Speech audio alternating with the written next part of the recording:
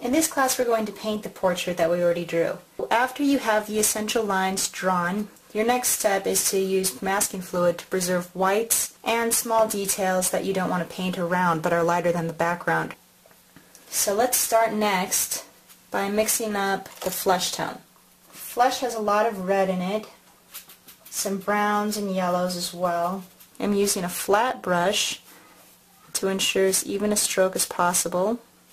I'm just going to cover the entire face and go straight into the hand as well. One big flat color. In some areas I want it to be a little bit lighter, so I'm adding some more water. But be careful about that because when you add more water, especially if the first wash has already started to dry, you'll create a bloom. If I want to orange up these feet a little bit, just paint some orange right into the wet color. You might want to do the same thing with some yellow, just touching in here and there. As long as you're working wet into wet, the color will mix right on the board. And then I'm going to let that flesh dry completely. After the flesh is dried, the skin tone, flesh always sounds so gross, I'm going to lay down some tone in the hair. I still want my strokes to be as large as possible, which will make them smooth. Then I'm going to go in with some reds, and in the shadow areas some darker, deeper browns. And I'm also going to use a rigger brush, which is this. It was invented to paint rigging on ships. So when you have really narrow lines that you want to put in, you can do those with your rigger.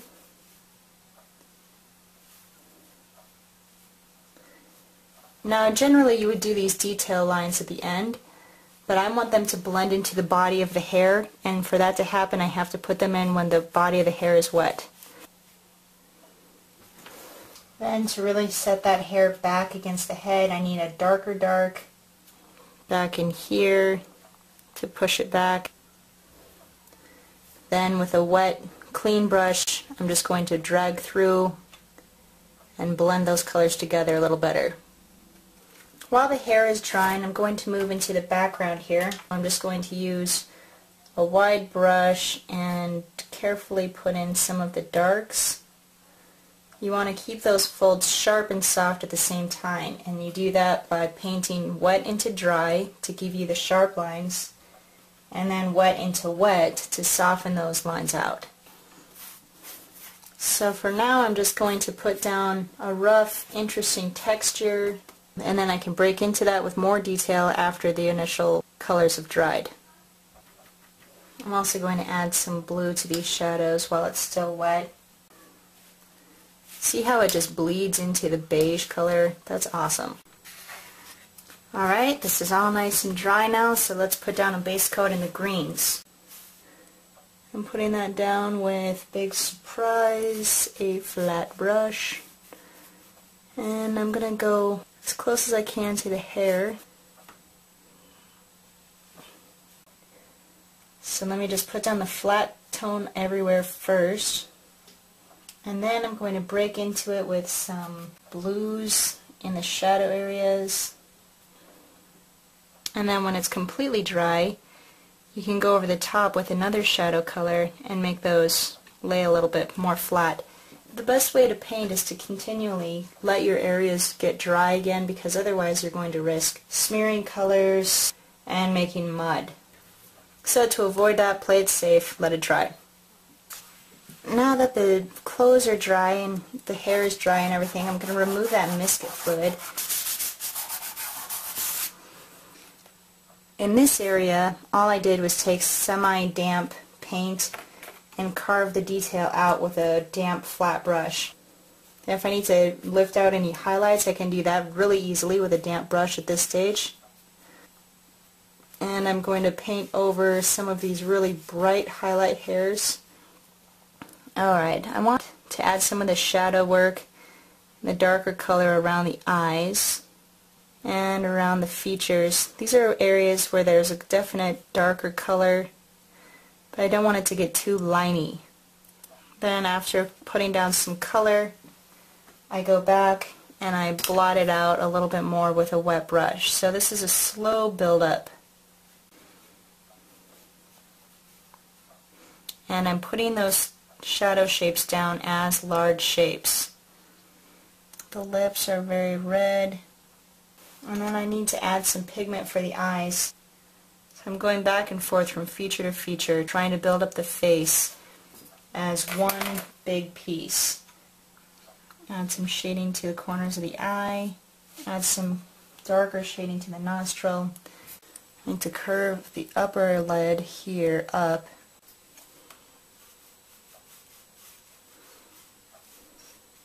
When you start adding the shadows on the clothes, use a similar shadow tone to what you have in the white down here, because the dress and the sheet are under the same lighting conditions. Since the fabrics are both the same color, the shadows on them should be the same. Just start in the largest shapes, see the shadows as shapes, and then put down your detail. After you've put some down, you're going to want to wash over the top with clean water and just make a lot of those messy shapes more blended into each other. So you paint it on and then you rub a lot of the color off again.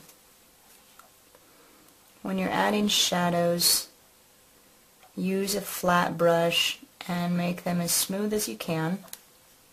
And while I have the shadow color on the brush, I'm really going to do everything at once. So I'm adding the shadows around the details of her shirt. Then I'm adding the dark space under the curves of the sheets here to really push them back as well. And that's starting to work a little bit better. Then of course I need to go and soften up some of these lines so they're not so stark. But this is the same process that you've seen before, of just getting a wet brush, taking it over the top of some of that shadow area, helping to blend the shadows into the surrounding color. Now I'm going to add some detail to the dress. So I'm going to use a skinny round, and then this is just a matter of carefully painting on the design. You shouldn't have to worry about shading because you've already done that and let it dry. So when you finish up with the design, you should be finished with everything.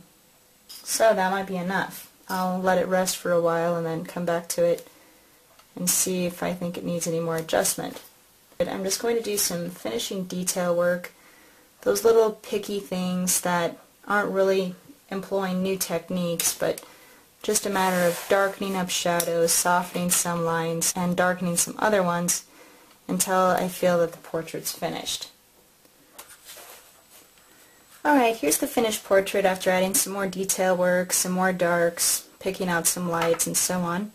So you can see that the process really is just a slow build-up of adding more layers of color and picking out some small details while always working with an eye out for the largest shapes, both in terms of the structure of the drawing and in terms of the lights and darks and the contrasts.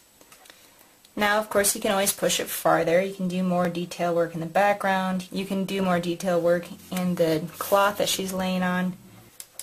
But for the sake of this tutorial, I think that I'm at a good stopping place. And so I will wrap it up for this lesson.